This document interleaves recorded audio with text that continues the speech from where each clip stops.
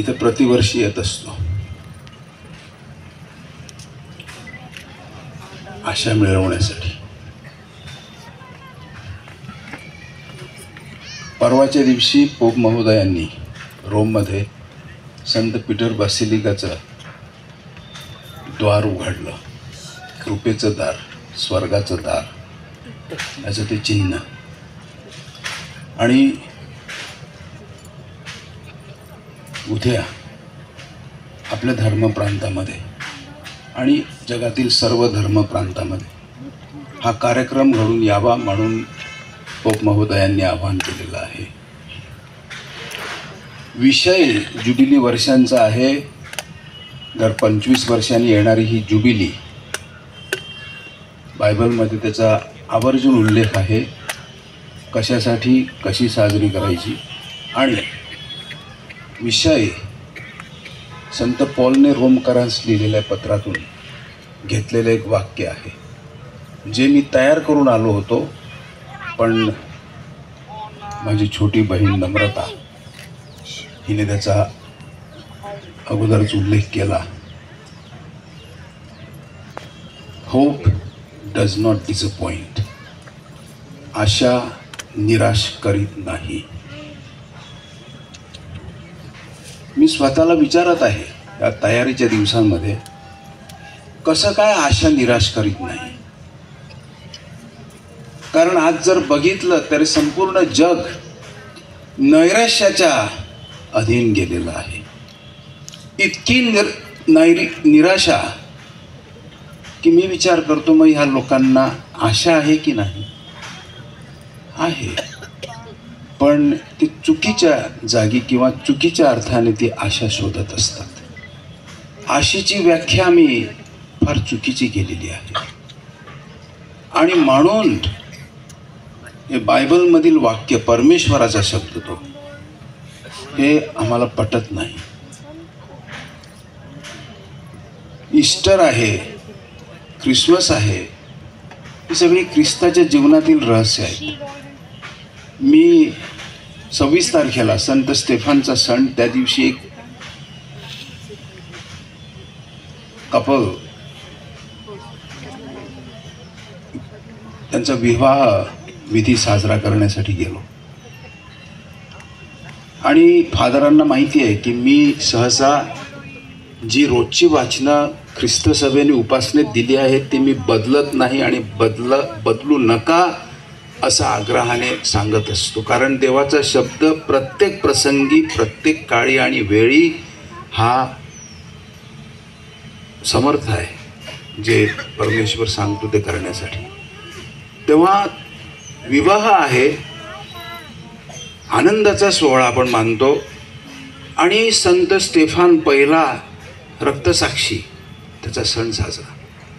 आज सकाळी सुद्धा मी दुसरं एक कपल विवाहित करण्यासाठी, त्यांचा विवाह विधी करण्यासाठी गेलो. आणि आज निरपराध बालकांचा दिवस आहे. मी त्या दिवसांची वाचनं काय, आजची वाचनं काय बदलली नाही. परंतु मी त्यांना फोड करून समजावून सांगत असतो की कसं हे वाक्य किंवा ही वाचनं आपल्या जीवनाला धरून आहेत, रोजच्या जीवनाला, रोजच्या प्रसंगांना. आणि म्हणून त्या अनुषंगाने सुभाषने उल्लेख केला, गोठा बघायचा आहे, उमेदमध्ये या. मी हे सांगतो, पण मी का सांगतो, कारण ख्रिसमस आहे म्हणून ईस्टर विसरायचा नाही किंवा गुड फ्रायडे सुद्धा विसरायचा नाही. ती समग्र ख्रिस्ताच्या पृथ्वीवरील मानवी जीवनाची रहस्य आहेत. आणि म्हणून तुम्ही ईस्टरच्या दिवशी मरिया मग्दलेना जेव्हा गेली आणि तिला तिथं प्रभू येशूचं प्रेत बघण्यासाठी ती गेली होती, ही आशा, अशी आशा. म्हणून ती निराश झाली. आशा निराश करीत नाही, परंतु आम्ही जेव्हा आशा शोधण्यासाठी निराशेच्या जागेमध्ये शिरतो, आम्हाला परमेश्वर मिळत नाही, आम्हाला अनुभव येत नाही परमेश्वराचा. का मी म्हणतो गोठा बघायचा असेल तर उमेदमध्ये या, कारण येशू बाळ त्या इमाजीमध्ये नाही, ते सगळे ते बघायला जातात. He is alive. त्याचा शोध तुम्ही मेलेल्यांमध्ये करू नका.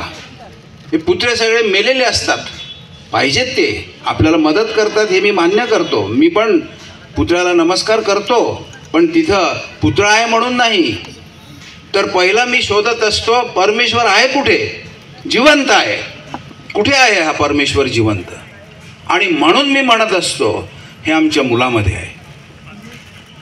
हे इथं आपण मी आग्रहाने सांगत असतो फादर याला सुभाषला आणि फादर बॅप्टिस्टना की हा आयटम झाला पाहिजे. मी रडायला येतो इथे, पण हे आनंदाचे अश्रू असतात, माझे आशेचे अश्रू असतात. ही पोरं आशा देतात, त्यांचे आई वडील आशा देतात मला. ही वर्षाची मला ती शिदोरी मिळते. पण आम्ही मात्र जिवंत परमेश्वराला मेलेल्यांमध्ये शोधत फिरतो. तो जिवंत आहे तिकडे या. आणि अशी ठिकाणं आहेत, अशी माणसं आहेत, तिच्या डोळ्यात बघा आणि रडा रडा. म्हणून आमचं जग नैराश्याच्या काळोखामध्ये निराश होऊन हे युद्ध, मग कॉन्फ्लिक्ट्स, मग मारामाऱ्या, चोरी, लबाडी, असूया सगळी षड्रूपी घेऊन फिरत असते. परमेश्वराला शोधायचं आहे, तो जिवंत आहे परमेश्वर. आमचा परमेश्वर मेलेला आणि गेलेला नाही, तो जिवंत आहे. आणि म्हणून जिवंतामध्येच त्याला शोधत फिरलं पाहिजे, मेलेल्यांमध्ये नाही जायचं बघायला. हा संदेश मला आज द्यायचा होता.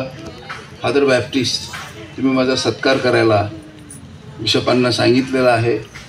तुम्हाला माहिती आहे की सत्कार मला नाही आवडत. मी ॲन्युअल डेजला जातो, कुठे सभेला जातो, लोकात जाऊन बसतो. माझा काय सत्कार करायचा, कशाला माझा सत्कार करायचा. आमच्या मुलांचा सत्कार हा आमच्या परमेश्वराचा सत्कार. आणि म्हणून प्रिय बंधू भगिनींनो, मला मी काय घेणार नाही किंवा मी तुम्हाला माहिती, मी माझी वागणं एक विचित्र असते थोडंसं.